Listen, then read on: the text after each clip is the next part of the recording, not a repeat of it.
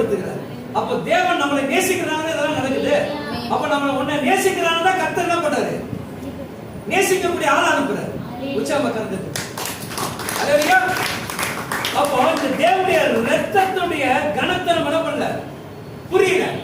அப்போ துடிக்க துடிக்க இயேசு அடிச்சிட்டு போறத அவன் பார்த்தான். பேதுரு பார்த்தானா மறுதளிச்சு இது பண்ணிட்டு எங்க ஊரை விட்டு ஓட்டானா?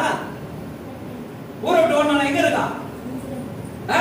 சிலுவை அவர் சுமந்து போகும்போது கூட்டமா போறான். அவர் எவ்வளவு தள்ளாடி இருப்பாரு, எத்தனை முறை கீழே விழுந்து இருப்பாரு, ரத்தங்கள் எப்படி இருந்திருக்கும். ஊரே தெருவே பார்க்குதுங்க எங்க அப்பாவை அரை நிர்மாணமாக. அதோட அவமானம் அடிப்பட்ட அதை தாண்டி அவன் வாழ்க்கையில நடந்துருச்சு. சொல்லுங்க, சிந்திச்சு பாருங்க. உங்க வீட்டுக்குள்ள ஒரு சின்ன சண்டை, அந்த சண்டையில வீட்டோட முடிக்கிறது இல்ல, அது ஊருக்கே கொண்டு போறது யாரு? தேவன் அறிஞ தேவப்படி இல்லையா?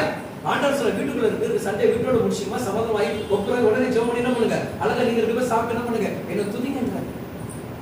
அப்போ என் சண்டை எங்க கொண்டு போற?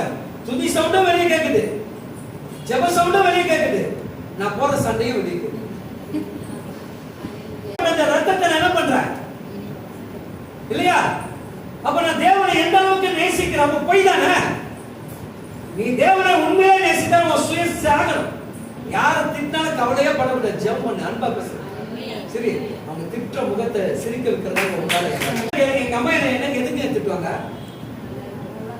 எதுக்கு திட்டுவாங்க? சும்மாவே திட்டிட்டு இருப்பாங்களா எங்க அம்மா? அப்ப என்ன எங்க அம்மாக்கு என்ன பைத்தியமா என்ன திட்டுறதுக்கு? பிள்ளைங்க வாய் பேசு. எதுக்கு திட்டுவாங்க? ஏதாவது ஒரு வேலை செய்யாம இருந்தா, இல்ல சொன்னதை செய்யாம இருந்தா, இல்ல நம்ம ஏச்சு கொஞ்சம் கூட மழை ஹெல்ப் பண்ணாம இருந்தா அப்படிதான், அதுக்குதான் திட்டுவாங்க கட்டி. மற்றபடி நம்மளுடைய தாய் நம்ம ஒன்னையே கடிச்சு கொள்வதுக்கு அவங்க நோக்கமே கிடையாது.